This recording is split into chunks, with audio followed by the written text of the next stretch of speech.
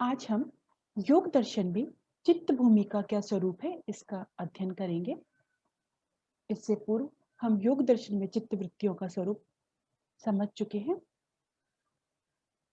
योग दर्शन में चित्त भूमि, यद्यपि महर्षि पतंजलि ने चित्त भूमि का स्पष्टता सूत्र में उल्लेख नहीं किया है, किंतु उनके सूत्रों पर भाष्य करते हुए व्यास जी ने चित्त भूमि के स्वरूप को निरूपित किया है। तो चित्त भूमि किसे कहते हैं उससे पूर्व चित्त समझना आवश्यक है। योग दर्शन में जो प्रकृति है वो त्रिगुणों की साम्यावस्था, सत्व रज एवं तमस, जो तीनों गुणों की साम्यावस्था है, ऐसी जो प्रकृति है उसमें जब पुरुष के संयोग से विकार आता है तो महत की उत्पत्ति होती है। महत से अहंकार, अहंकार के त्रिविध भेद हैं जिनमें सात्विक अहंकार से एकादश ज्ञानेन्द्रियों की उत्पत्ति होती है। मन, पंच ज्ञानेन्द्रियां, पंच कर्मेंद्रियां एवं जो रजस अहंकार कुछ उत्पन्न नहीं करता, तमस अहंकार से पंच तन मात्राएं और उनसे पंच महाभूतों की उत्पत्ति होती है। तो इसमें से जो प्रकृति से उत्पन्न विकार है, महत यानी बुद्धि, अहंकार और मन, इन तीनों को मिलाकर के योग दर्शन में चित्त कहा जाता है। इन तीनों को मिलाकर के, तीनों को सम्मिलित रूपी चित्त है। यद्यपि वेदांत दर्शन में अंतःकरण चतुष्टय की बात की जाती है। और यदि इसमें देखें चित्त, जब चित्त यानी निर्णयात्मक स्थिति में होता है तो वह बुद्धि है, जब वो ममत्व की स्थिति में होता है तो अहंकार है, और जब संकल्प और विकल्प करता है तो वही मन कहलाता है। तो यह चित्त है।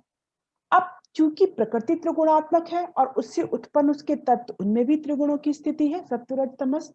तो ये जो तीनों गुण हैं, ये तीनों गुणों की जो स्थिति होती है, किसी में कोई गुण प्रबल होता है, किसी में कोई गुण प्रबल होता है, और कुछ गुण दबे रहते हैं। इस कारण से चित्त की भिन्न अवस्थाएं हो जाती हैं, जिन्हें चित्त भूमि के रूप में कहा गया है। तो चित्त भूमि किसे कहते हैं? चित्त की स्वाभाविक अवस्थाओं को ही चित्त भूमि के नाम से जाना जाता है। और जैसा कि अभी हमने देखा कि तीन गुणों की प्राबल्य एवं कि किसकी प्रबलता है और किस कौन दबा हुआ है, कौन सा गुण, इस कारण से चित्त की भिन्न भिन्न अवस्था हो जाती है, जिन्हें 5 अवस्थाएं मानी गई हैं, इस जिन्हें चित्त की भूमि कहते हैं। यह 5 अवस्थाएं हैं: क्षिप्त, मूढ़, विक्षिप्त, एकाग्र और निरुद्ध। इनमें से अब हम एक एक चित्त भूमि को देखते हैं। सर्वप्रथम चित्त की जो अवस्था है वह है क्षिप्त। क्षिप्त का अर्थ होता है चंचल, जो रजोगुण का धर्म है। रजोगुण कैसा होता है? चंचल होता है, क्रियाशील रजा। इसमें क्या होता है? क्षिप्तावस्था पूर्णतः क्या कही जाती है? रजोगुणी अवस्था है। इसमें रजोगुण प्रबल होता है, रज का जो प्रभाव होता है वह प्रबल होता है। इस अवस्था में चित्त चंचल बना रहता है, वह निरंतर विषयों की ओर भागता रहता है। यह रजोगुण की प्रधानता के कारण होता है, क्योंकि रजोगुण का धर्म ही है क्रियाशीलता। इसलिए रजोगुण से युक्त चित्त भी निरंतर क्रियाशील बना रहता है। वह किसी भी विषय पर स्थिर नहीं हो पाता। एक विषय प्राप्त होने पर तुरंत दूसरे विषय की ओर दौड़ने लगता है। इस कारण ही चित्त में दुख की स्थिति भी उत्पत्ति होती है, दुख की उत्पत्ति भी होती है।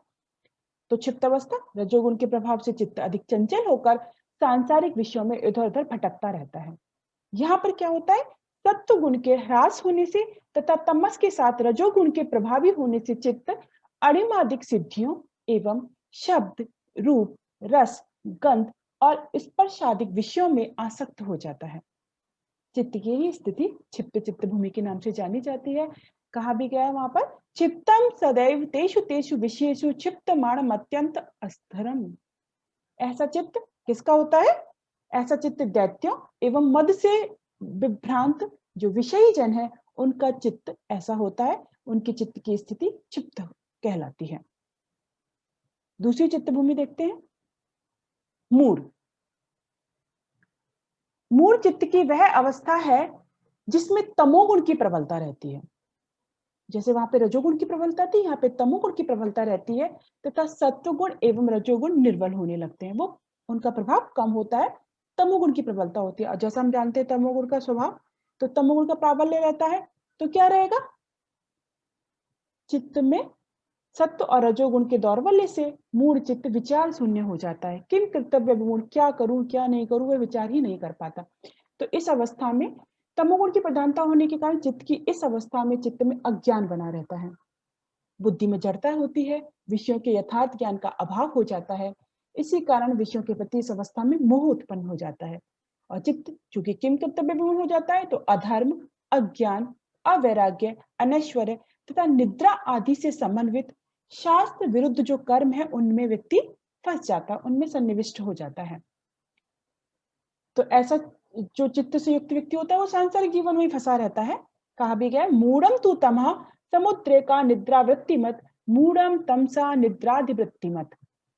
यह मूढ़ चित्त वृत्ति किसमें पाई जाती है? राक्षस, पिशाच आदि में। जिनमें तमोगुण की प्रबलता होगी उनमें मूढ़ चित्त भूमि पाई जाएगी। अगली चित्त भूमि है विक्षिप्त। क्षिप्तादि विशिष्टम विक्षिप्तम सत्वाधिक्येन समादाधरपि चित्तम रजो मात्रयांतरा विषयांतर वृत्तिमत। क्या होता है इसमें? क्षिप्तादि विशिष्टम, क्षिप्त से विशिष्ट होती है इसलिए विक्षिप्त कहलाती है। जैसे कि हमने क्षिप्त चित्तवृत्ति में किसका, पहले हमने मूढ़ देखी, फिर क्षिप्त तमोगुण का प्राधान्य होता है।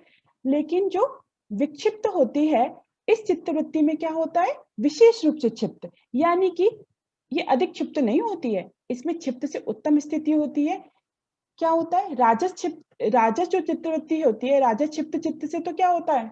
सात्विक विक्षिप्त चित्त उत्तम होता है। इसमें सत्व के उत्कर्ष तथा राजस के लेश मात्र रूप में रहने से चित्त क्या होता है? कभी कभी स्थिर होने लगता है। इसमें धर्म, ज्ञान, वैराग्य तथा ऐश्वर्य आदि से मंडित होकर कभी कभी स्थिर होने लगता है। इस अवस्था में चित्त में थोड़ी सी स्थिरता आने लगती है। क्या होता है? यह पूर्णतः रजोगुणी होती है चित्त की अवस्था, किंतु कभी कभी उसमें सत्व गुण के कारण, सत्व गुण के इसमें प्रभाव रहता है तो चित्त का उसमें उससे उद्रेक उत्पन्न होता है सत्व गुण का। तो क्या होता है? रजोगुण प्रधान होता हुआ भी वह विषय बहिर्मुख होकर विषयों की ओर भागता रहता है, किंतु जब उसमें सत्व गुण बढ़ जाता है तो चित्त में वैराग्य भाव भी उत्पन्न होता है और चित्त अंतर्मुखी होने लगता है। तो इसमें क्या होता है? कभी कभी स्थिर होने लगता है चित्त, यही विक्षिप्त चित्त भूमि है। यानी कि सत्व का उत्कर्ष भी रहता है, रजस का लेश मात्र रहता है इसमें, तो चित्त क्या होता है? कभी कभी स्थिर होने लगता है। यही विक्षिप्त चित्त भूमि कहलाती है। जो देव आदि उनमें एवं प्रथम भूमिका में आरूढ़ योग जिज्ञासुओं की होती है यह अवस्था। अगली चित्त भूमि है एकाग्र। यह सत्वगुण प्रधान अवस्था है, यानी कि विशुद्ध सत्व के उद्रेक से एक ही विषय में लगे हुए चित्त को एकाग्र कहते हैं। अब सत्वगुण प्रधान अवस्था की बात आ गई। अभी तक हमने देखा रजोगुण, तमोगुण और सत्वगुण था, लेकिन पिछली भूमि में, लेकिन रजस का भी उसमें लेस मात्र संयोग था। रजोगुण एवं तमोगुण का सत्वगुण में अभिभव हो जाने से चित्त एकाग्र हो जाता है। अब क्या हो जाता है? सत्वगुण का प्राबल्य होता है, रजोगुण और तमोगुण दोनों उसके उनका अभिभव हो जाता है, वो दब जाते हैं।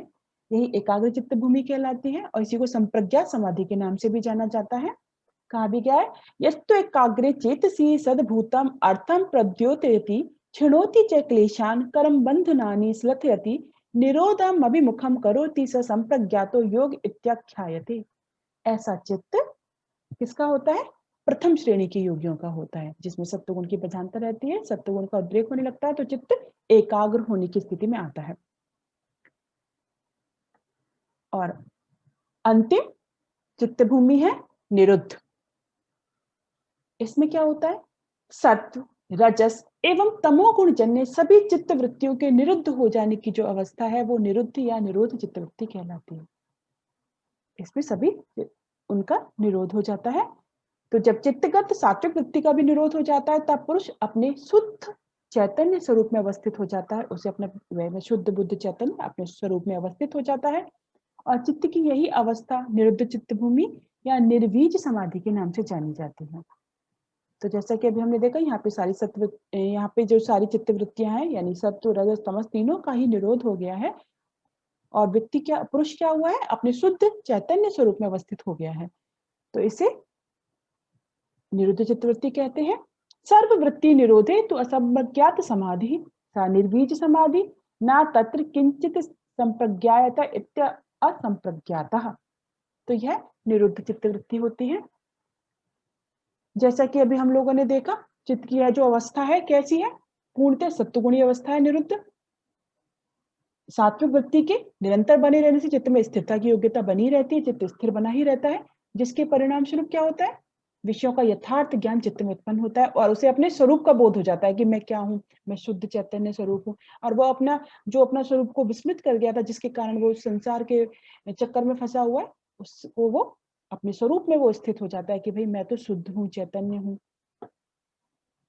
तो ऐसा व्यक्ति क्या हो जाता है, ऐसा चित्त स्थूल व सूक्ष्म सभी विषयों का ज्ञान प्राप्त करने में समर्थ हो जाता है और निरंतर अभ्यास से सभी विषयों का ज्ञान प्राप्त करने पर समस्त वृत्तियां समाप्त हो जाती हैं, जिससे चित्त शांत हो जाता है। ठीक है, और यही असंप्रज्ञात समाधि की स्थिति है, जिसमें इसे निर्बीज समाधि के रूप से भी कहा जाता है। संप्रज्ञात समाधि और असंप्रज्ञात समाधि में क्या अंतर है? संप्रज्ञात समाधि में ध्येय वस्तु का ज्ञान बना रहता है, जिस पे ध्यान केंद्रित करें उसका ज्ञान बना रहता है। जबकि जो असंप्रज्ञात समाधि है उसमें ध्याता, ध्येय, ध्यान की त्रिपुटी भी समाप्त हो जाती है। मात्र क्या रहता है, त्रिगुणातीत शुद्ध बुद्ध चैतन्य आत्मस्वरूप बोध ही अवशिष्ट रह जाता है। साधना का अंतिम उद्देश्य इस अंतिम समाधि तक पहुंचना ही है। तो अब यदि इन पांचों जो हमने चित्त भूमियां देखी है, तो इनमें से जो पूर्व की 3 चित्त भूमियां हैं, कौन सी, क्षिप्त, मूल और विक्षिप्त, ये चित्त भूमियां जो है वो योग की दृष्टि से महत्वपूर्ण नहीं है, उनका योग की दृष्टि से कोई महत्व नहीं है। अपितु अंतिम जो दो चित्त भूमियां है, एकाग्र और निरुद्ध, उन्हीं का योग दर्शन में महत्वपूर्ण स्थान है और एकाग्र एवं निरुद्ध भूमि को ही योग कहा जाता है। तो इस प्रकार से 5 चित्त की भूमियां हैं, जिनमें हमने तीनों गुणों के प्राबल्य और अभिभव होने से देखा कि कौन जो गुण प्रबल होता है उस दृष्टि से अलग चित्त भूमि है, और जब कोई गुण अलग प्रबल होता है तो चित्त भूमि अलग होती है। और जब व्यक्ति अंततः निरुद्ध, एकाग्र और निरुद्ध चित्त भूमि की ओर अग्रसर होता है, तब वह अपने स्वरूप में उपस्थित हो पाता है। तो ये 5 चित्त भूमियां हैं जिनका अध्ययन हमने आज किया। अब आगे के विषयों का अध्ययन हम आगे देखेंगे।